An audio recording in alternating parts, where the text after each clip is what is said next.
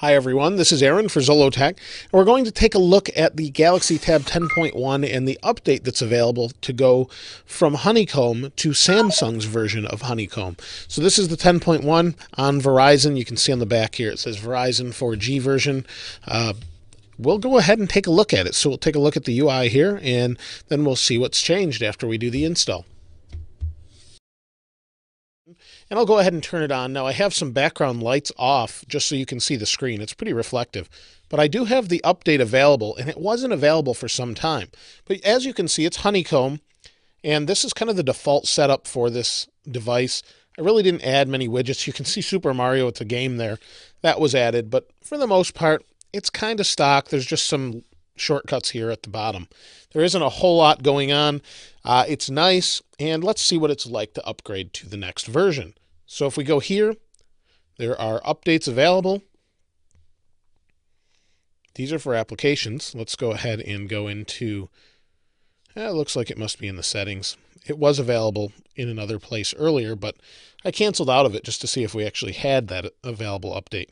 So if we go over here to About, System Updates, it says there's an update. It's 351 megabytes, and it says that it includes feature enhancements and more, and to remove any shortcut or widgets from the home screen prior to updating your device. You'll be able to use the device for about 6 to 7 minutes.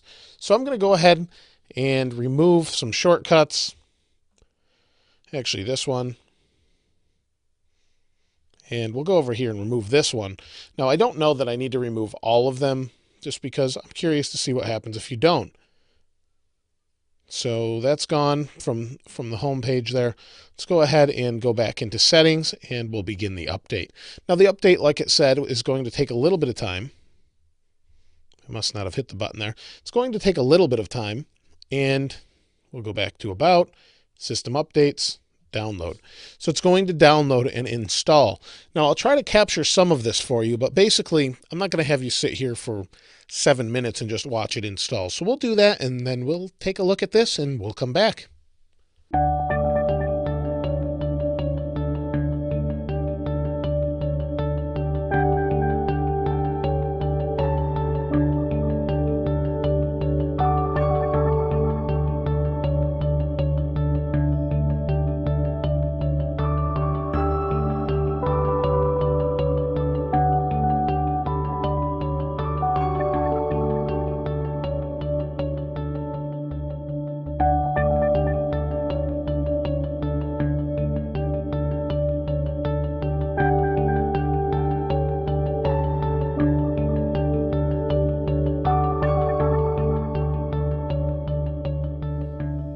The update completed, and you can see things don't look too much different here, but down here on the bottom they have this little bar. Let's go ahead and unlock it.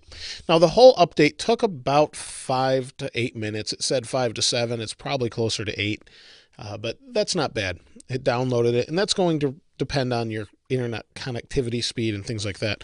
Now, initially, it looks a little bit different. As you can see down here on the bottom, the text is a little bit bigger. It's easier to read. We have market. Things just look a little bit cleaner for whatever reason. Let's go ahead and tap this and see what the menu looks like. So we have this little menu here, and things are definitely easier to read, and it's their spin on Honeycomb Samsung has put on the Galaxy Tab. Now, any Galaxy Tab that you go out and buy right now is going to have this version on it. But for those who didn't, that's what it used to look like, and this kind of, at least so far, is easier to read. Now, it's not Ice Cream Sandwich, which I wish it was, but currently it's not, and it's got a nice look to it, though. So you can see it's connected to my Wi-Fi. Here's settings. Let's see what's in settings. So settings is nice and vibrant now. You can see it, mobile hotspot, Wi-Fi settings, power savings modes.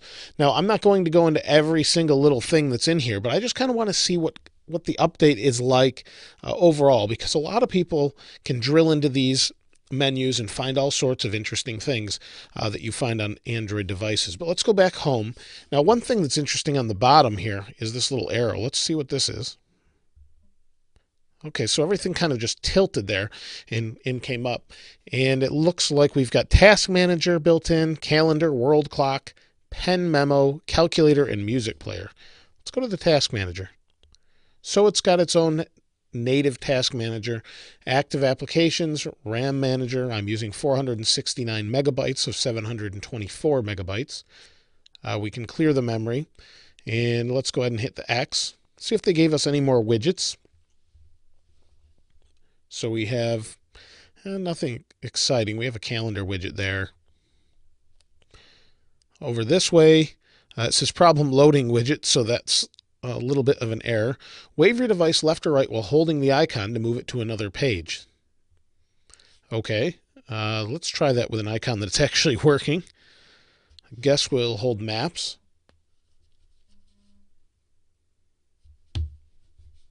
I don't know if it's going to work here. Let me move it over here and see if I can do it with my right hand.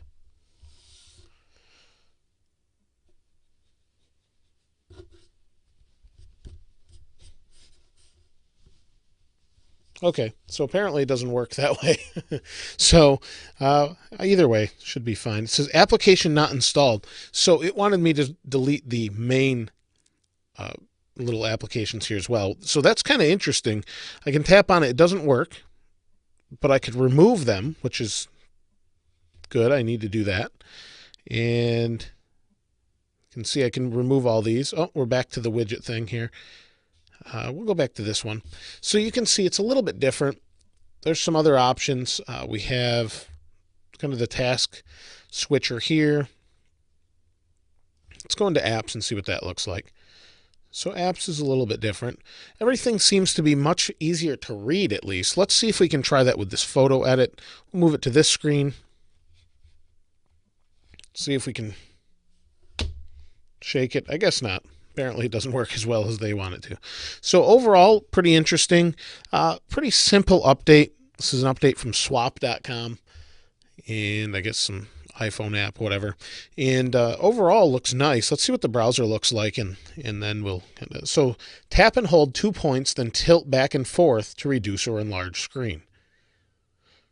Oh, it's disabled. That explains it. I didn't recognize that from before. Yep. Okay, so you see that? There's motion. If I'm tilting with my 2 thumbs on the screen, it works just well. Let's go to Zollotech. Keyboard is a little bit different. Not much. Go to Zollotech. It's loading pretty quickly. I'm logged in. That's nice. Scroll's nice. We can use 2 thumbs again to zoom in.